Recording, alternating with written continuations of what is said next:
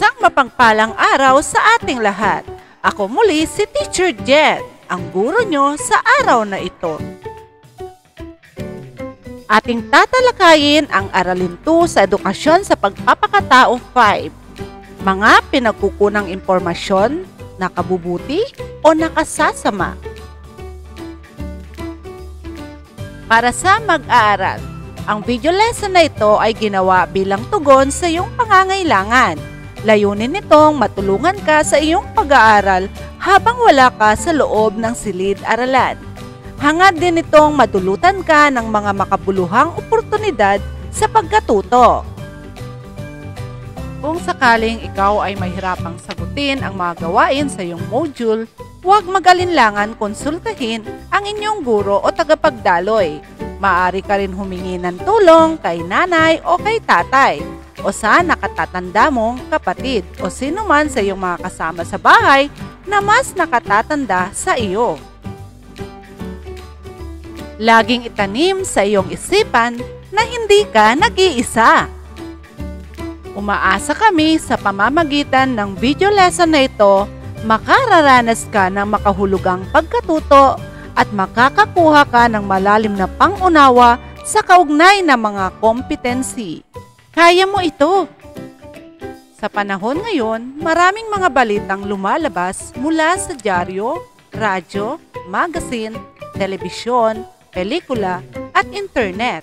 Maging ito ay totoo o hindi, ang mga ito ay maaring makadulot ng mabuti o di kaya'y hindi mabuting epekto sa ating sarili o sa ating pamilya.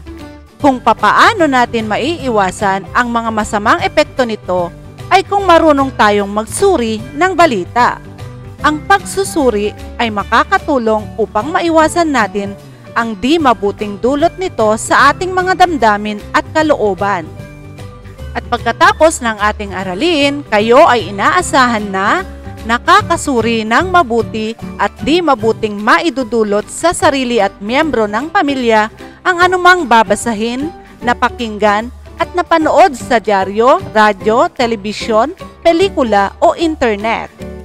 Ngunit bago natin umpisahan ang ating talakayan, gawin muna natin ang subukin natin sa inyong self-learning module. Panuto. Piliin sa kahon ang tamang sagot ng mga sumusunod. Ito ang mga larawan na nasa loob ng kahon. Meron tayong radyo, telebisyon, pelikula, internet o computer, at dyaryo. Unang bilang, ito ay isang uri ng babasahin na naghahatid ng mahalagang balita at impormasyon at patalastas. Ito ay nilalathala araw-araw o lingguhan na ibebenta sa murang halaga.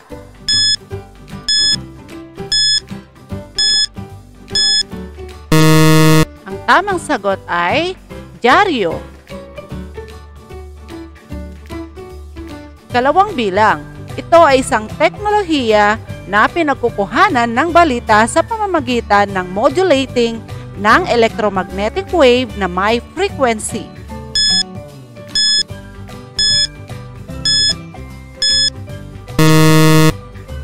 Ang tamang sagot ay radyo.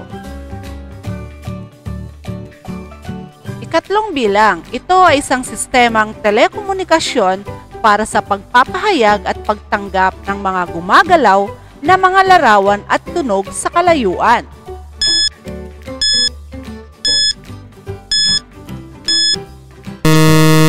Ang wastong sagot ay tama kayo, telebisyon.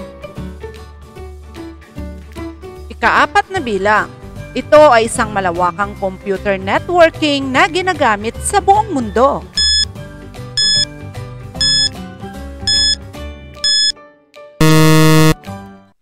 Ang tamang sagot ay internet o computer. Ikalimang bilang, ito ay kilala din bilang isang sine at pinilakang tabing. Ito ay isang larangan na sinasakop ang mga gumagalaw na larawan bilang isang anyo ng sining.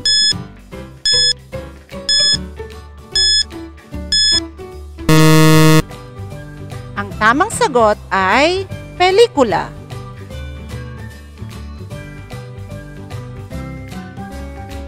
Tandaan natin, isang malaking bahagi ng ating buhay ang paggamit ng iba't ibang pinagkukunan ng mga impormasyon, kagaya ng dyaryo, magazine, radyo, telebisyon, pelikula at internet o computer. Isa ring malaking bahagi ang ginagampanan ng mga ito, lalo't higit ang computer para sa pagtuturo sa mga mag-aaral ng ika-21 siglo.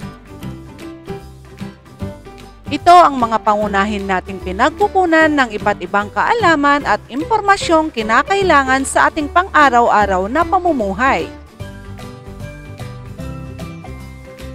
Gawin natin ang subukin natin sa inyong self-learning module. Sabayan niyo ako sa pagbasa sa tula. Mga pinagkukunang impormasyon, ating suriin. Mga pinagkukunang impormasyon, ating suriin. Kasanayan sa pagbabasa, ugaliin natin tuwina. Nang pahayagat magazine, gayon din ang lathalain. Kung may nais malaman, mga bagong kaalaman, ang radyo at telebisyon, palagi nating pakinggan. Siyempre pa sa pagtuklas ng katotohanan at marubdob na pananaliksik ang kinakailangan. Sa tulong ng internet, isang pindot mo lamang, makikita mo lahat ng iyong kailangan. Ngunit sa paggamit ng ganitong mga kagamitan, mahalaga ang pagtuklas sa katotohanan sa mga makukuha mong iba't ibang kaalaman, maging mapanuri upang di malihis sa daan. Malalaswang panoorin patuloy na lumalaganap, mga blog site sa internet na pornografiya ang makakalap, mga larong mararahas, mahuhuk ka sa isang iglap. Di mo namamalayan, masamang epekto ang iyong nasagap. Kaya kaibigan, kaisipay palawakin, maging mapagmatsyag, mensahe timbangin. Impormasyon at teknolohiya ay biyaya sa atin, kaya ating pagyamanin at huwag abusuhin. Ngayon naman, ating sagutin ang mga sumusunod na katanungan.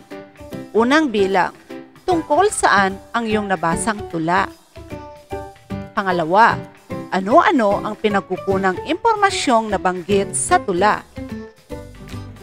Pangatlo, paano mo masasabi na ikaw ay nagiging mapanuri sa mga balitang narinig mo sa radyo o telebisyon o nabasa mo sa pahayagan? Ipaliwanag mo ito. Pang-apat, ano-ano ang mabuting dulot ng mga ito sa atin? At ano-ano yung hindi mabuting dulot? At ang panglima, itala ang iyong napanood sa telebisyon, pelikula at internet. Paano ito nakaaapekto sa iyong kaisipan at damdamin? Ipaliwanag. Sa balikan natin, unang bilang, magbasa ng isang review sa isang palabas sa telebisyon.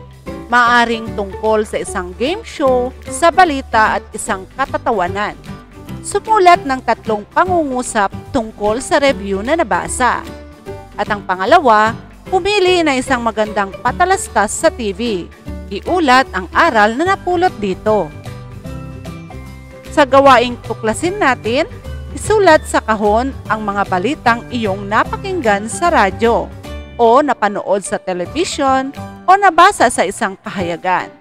Ikategorya sa magandang balita, ito yung mga positibong mga pangyayari. O mapanghamong balita, ito yung mga pangyayaring may karahasan, droga at sexual. So meron tayong 2 kolom dyan. Yung unang kolom ay yung magandang balita at yung pangalawang kolom ay mapanghamong balita. At pagkatapos ay sasagutin natin ang mga tanong. Unang tanong, ano-ano ang mga balitang napanood, napakinggan at nabasa ang masasabi mong magandang balita, mapanghamon o negatibong balita? Pangalawang bilang, paano mo nasabi na ang mga ito ay maganda o negatibong balita? Maaari mong i-pause ang video na ito habang ikaw ay sumasagot. Talakayin natin ang media tulad ng paggamit ng internet, laptop, panonood ng telebisyon, pagbasa ng magazine o pahayagan, ay mga kasangkapan o mga kagamitan mapadali ang paghatid ng mga mahalagang impormasyon sa kapaligiran at sa buong mundo. Ngunit, kailangan ang masusing paggabay ng mga magulang sa mga kabataan dahil ang media ay maaaring makalason sa isipan ng kabataan at iyan ay maaaring makasisira sa kanilang kinabukasan. Ngayon naman gawin natin ito. Ang mga sumusunod ay mga halimbawa ng mapanghamon na balita sapagkat maaring ang mga balitang ito ay may positibo at negatibong pahayag o damdamin. Panuto. Ilagay ang check kung ito ay positibong pahayag at X kung ito ay negatibong pahayag o damdamin. Unang bilang, pagkalat ng sakit na dengue, nananatili pa rin kaya ang lahat ay pinag-iingat. Pangalawang bilang, tinatayang mahigit 2 milyong katao sa paligid ng Bulkang Taal nanganganib dahil sa muling pagputok. Pangatlong bilang, Pilipinas isa sa bansang nakasungkit ng mga gintong medalya sa palarong SEA Games. Pang-apat na bilang, paglobo ng populasyon sa Pilipinas dahil sa mga kabataang maagang nagsisipag-asawa, kaya patnubay ng magulang ay kailangan. Panglimang bilang, kalagitnaang buwan ng Marso, El Nino, maagang mararanasan ng mga lugar lalo na sa Metro Manila. At pagkatapos sagutan ang mga tanong sa talakayan, isunod mo na ang gawain sa pagyamanin natin. Ito ay makikita sa inyong self-learning module. Tandaan natin ito mga bata, na daragdagan ang iyong karanasan sa pagkakaroon ng bukas na isipan sa tulong ng media tulad ng radyo, pahayagan, telebisyon at internet. Tunay na napakahalaga ang paggamit ng iba't ibang media tulad ng pahayagan, magazine, radyo, telebisyon at internet o computer sapagkat napapagaan nito ang ating buhay, lalo't higit sa mga mag-aaral na naghahanap ng kalutasan na may kinalaman sa kanilang pag-aaral.